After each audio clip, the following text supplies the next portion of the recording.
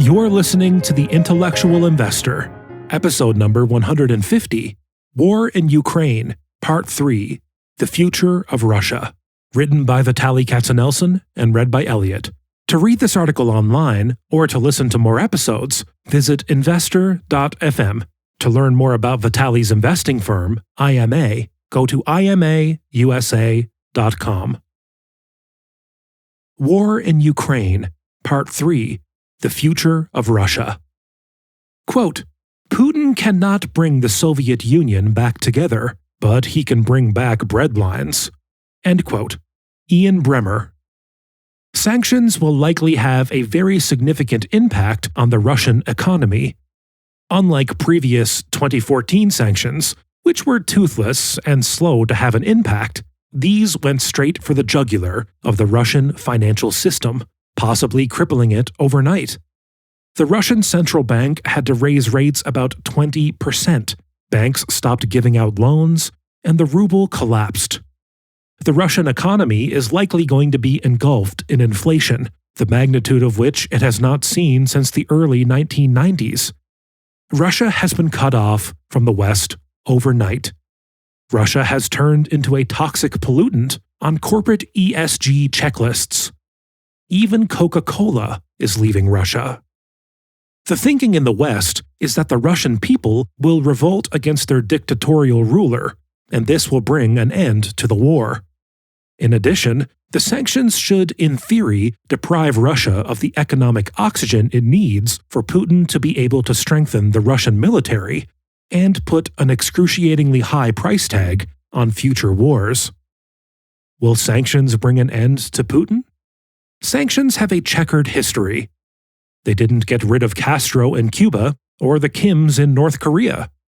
It took more than a decade for sanctions against South Africa in the 1980s to bear fruit.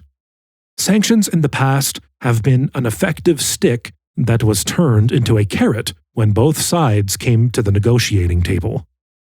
But the world has never seen sanctions like this. Ironically, these sanctions may give Putin even more power. How? To control the masses, Putin tells them what to think. How does he manage that? In 2014, I was perplexed by how the Russian people could possibly support and not be outraged by Russia's invasion of eastern Ukraine. But I live in Denver, and I read mostly US and European newspapers. I wanted to see what was going on in Russia and Ukraine from the Russian perspective, so I went on a 7-day news diet. I watched only Russian TV, Channel One Russia, the state-owned broadcaster, which I hadn't seen in more than 20 years, and read Pravda, the Russian newspaper whose name means truth. I wrote a lengthy article on this topic. You can read it at a link in the show notes. An excerpt. Quote, In my misspent youth, I took a marketing class at the University of Colorado. I remember very little from that class except this. For your message to be remembered, a consumer has to hear it at least 6 times. Putin's propaganda folks must have taken the same class, because Russian citizens get to hear how great their president is at least 6 times a day. We Americans look at Putin and see an evil KGB guy who roams the country without a shirt on. Russians are shown a very different picture. They see a hard-working president who cares deeply about them. Every news program dedicates at least 1/5 of its airtime to showing Putin's greatness, not in your face, but in subtle ways. A typical clip would have him meeting with a cabinet minister. The minister would give his report, and Putin, looking very serious indeed, would lecture the minister on what needs to be done. Putin is always candid, direct, and tough with his ministers. In part 1 of this series, I discussed how Russians love their leaders to death.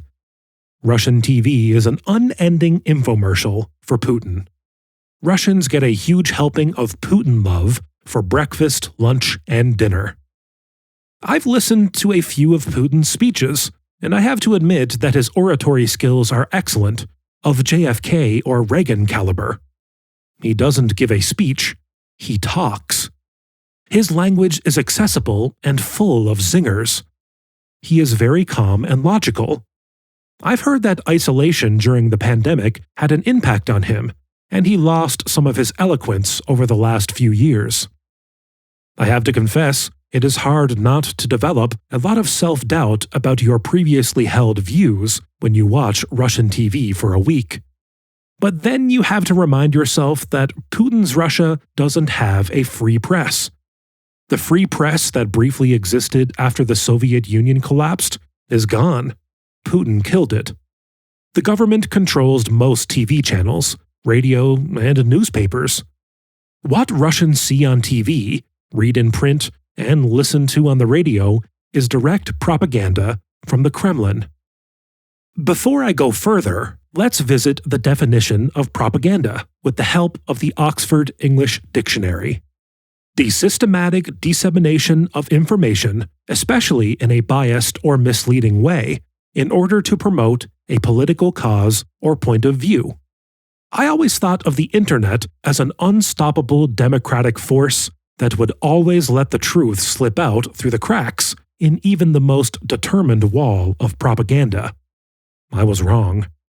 After watching Russian TV, you would not want to read the Western press because you'd be convinced it was lying.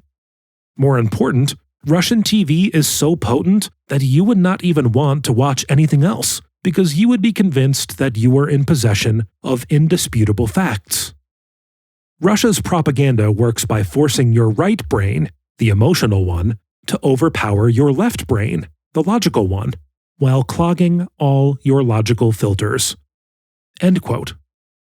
I know exactly what I'm going to hear back from some of my fellow Americans. They are going to say, "Don't you think Americans are brainwashed by Fox News, MSNBC, CNN, and other news outlets?" There is no question in my mind that American news is more biased today than ever before, but there is a difference between bias and what is happening in Russia. At least by watching different news outlets and reading different newspapers, Americans can triangulate to the truth. Most importantly, the US government doesn't tell networks what to say.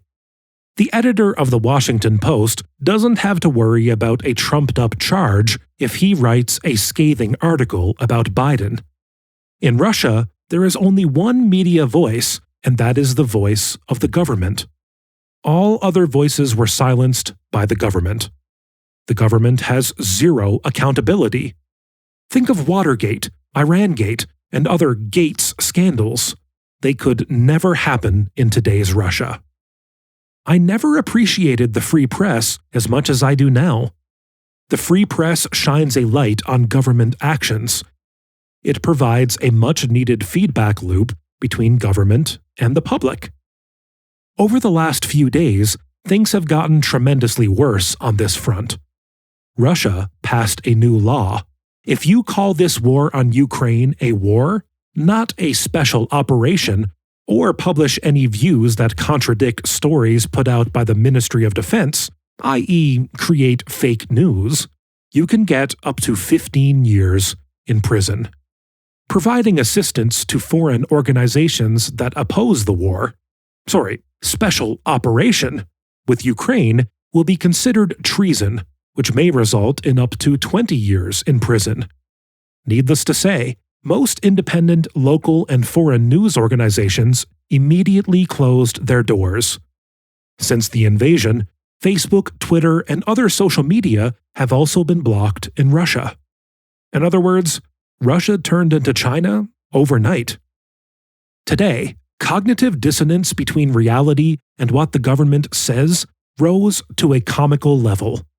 A day after the Russian government passed the aforementioned laws, Putin gave a speech where he said, I am loosely translating here, quote, "In Russia, our people are expressing their views about what they like or don't like about the situation in Ukraine.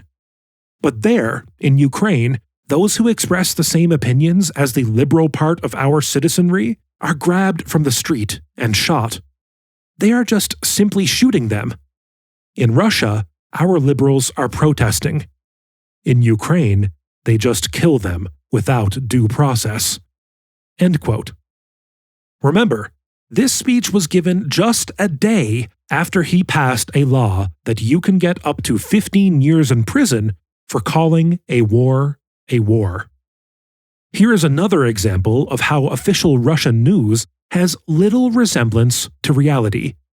I went to Pravda, clicked on the first article I saw, and read, quote, "The Ministry of Defense has repeatedly stated that no missile, artillery, or airstrikes were carried out by Russian forces on the cities of Ukraine, and the civilian population will not suffer during the operation, since its purpose is solely to disable the military infrastructure." End quote. Ruins of apartment buildings that have been destroyed by Russian artillery are figments of our imagination. Who do you want to believe, the Russian military of defense or your lying eyes? Here is another example, a message on Instagram by a Ukrainian young man. Quote, "My dad works as a security guard in a monastery near Nizhny Novgorod, Russia. He is a deeply religious person and congratulates me on all church holidays. Yesterday I wondered why my father did not call, the war is the same, and called him myself. I told in detail about what was happening. My father replied that this was nonsense, there is no war, and the Russians were saving us from the Nazis, who were making human shields out of civilians." End quote. I could not believe when I read this.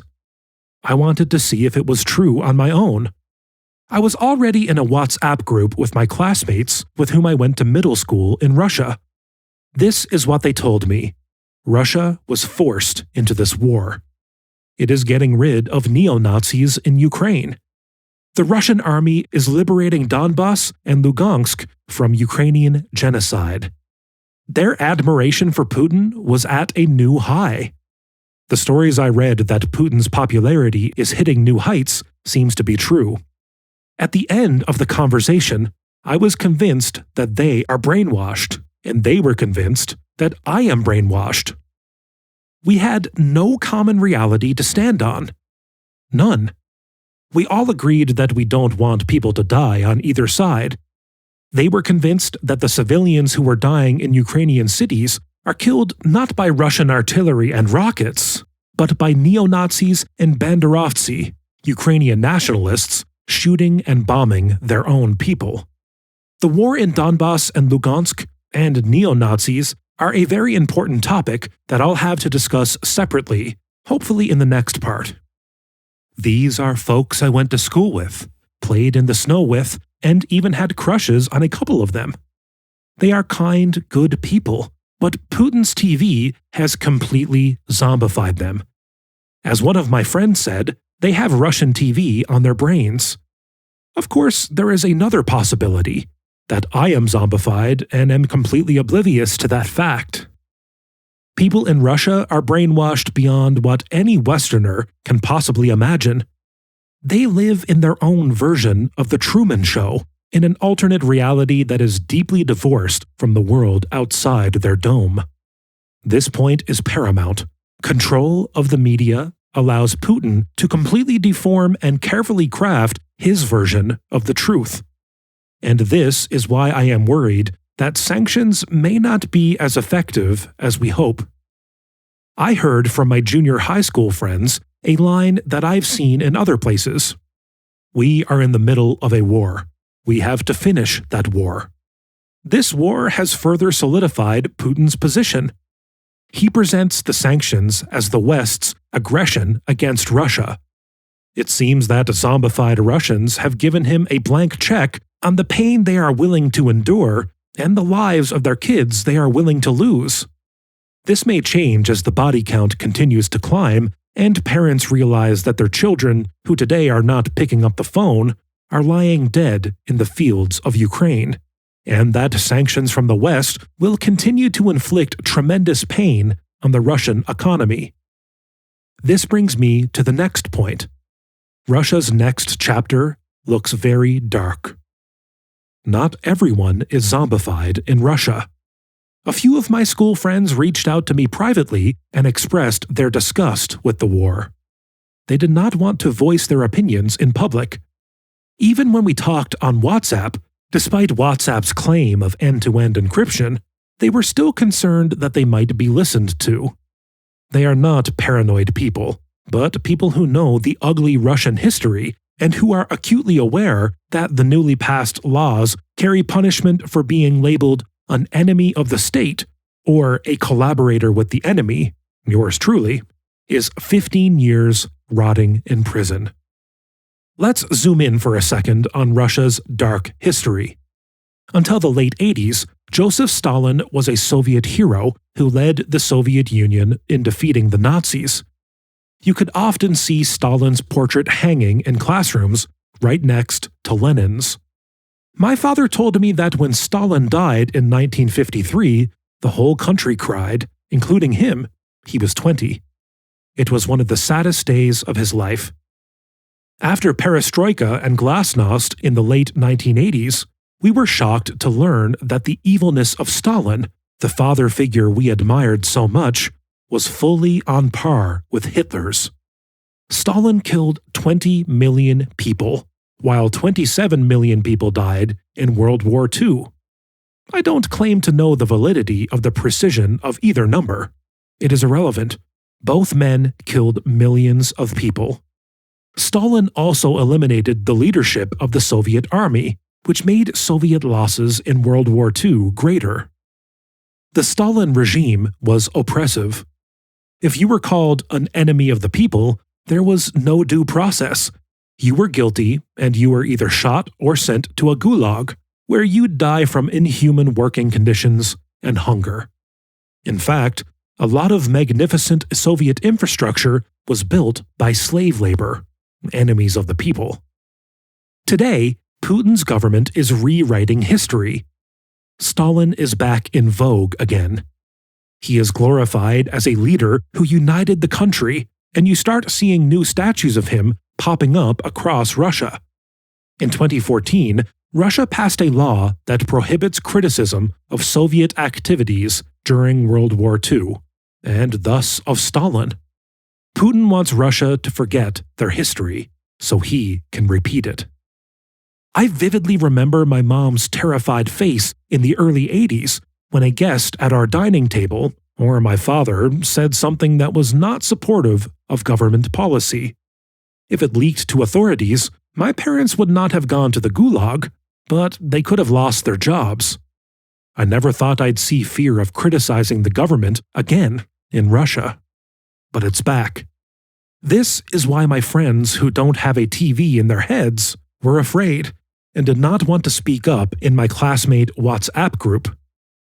In less than 2 weeks since the beginning of the Ukraine war, with the passing of the new laws, Russia made an enormous leap back toward 1937 and an oppressive Stalin-like regime, while Ukraine, thanks to Russia, went back to 1941 as women and children started dying from artillery and rocket bombings. The situation in Ukraine will get worse. Mothers will realize they have lost their children in Ukraine, and sanctions will cause enormous unemployment, breadlines, and maybe even hunger. People will start to speak up more, and the Stalin-era oppression will likely come back in full swing. The country will suddenly be swarming with enemies of the state, and gulags will be back in vogue again. There is talk in the media that the oligarchs and upper echelons of the government may revolt against Putin. If you are thinking about this, so is Putin. I don't know what probability to put on this. I don't think anyone knows. Whatever you think that probability is, I'd reduce it by half. In the meantime, though, this war is lasting longer and going worse than Putin expected. Putin has the time to continue the war because Russians are either brainwashed and supporting the war or being arrested the second they voice their displeasure with the war. My biggest concern, since there is no feedback loop by which to accomplish the goal of freeing the Ukrainian government from drug addicts and Nazis, I kid you not, Putin's words, and basically replacing the Ukrainian government, Putin will resort to the strategy he employed to win the war in Chechnya. He leveled Chechnya's cities. A silver lining here is that it is usually the young people who don't have a TV in their heads, as they watch less Russian TV, spend more time on social media — I never thought I'd be thankful for social media — and are more aware of what is going on in the West. No, NATO was not about to invade Russia.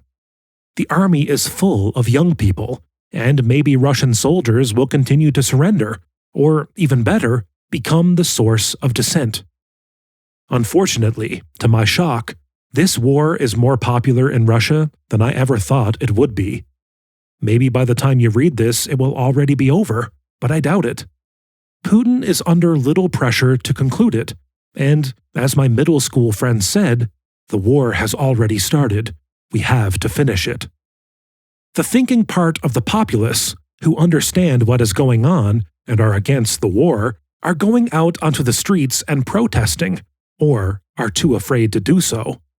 As of writing this, more than 2,000 peaceful anti-war demonstrators have been arrested. Any appearance, even a pretense, that Russia is a democracy is gone. The mask is off. Postscript. As I was working on this article, though it is about Russia and Ukraine, I realized how lucky we are in the US. With all our problems, we still have a functioning democracy. We have a free press. It is biased, but it is free. Without a free press, we will have tyranny. I really did not appreciate that as much as I do now. Also, I realized the beauty of our federal system. Russia is almost destined to oscillate between democracy and authoritarian control. It is a very large country with a very diverse population that has different value systems and cultures. When you try to govern it from the top, you quickly discover that you have little control. In the early 2000s, at Putin's request, Russia switched from locally elected governors to Putin-appointed governors, consolidating power not at the state level, but at the top with Putin. Putin's argument was that local governors were corrupt. In truth, however, the only way to govern Russia and preserve democracy is to have a US-like system. The federal government provides basic services: defense, interstate police, the FBI, the legal system, etc. The majority of decisions are made on the local and state levels, based on the needs and values of those entities. My Russian school friends and I were reminiscing about our school years. We started asking, where is this person? What happened to that one? Sadly, we discovered that close to 15 to 20% of our class has died. None of them were even 50 years old. Most died under 40 from alcoholism. The demographic crisis is real in Russia. There are fewer people alive in Russia than when Putin took office 22 years ago. Next, I'll discuss neo-Nazis in Ukraine. Thank you for listening. To read this article online, or to listen to more episodes, visit investor.fm. Enjoy life and prosper.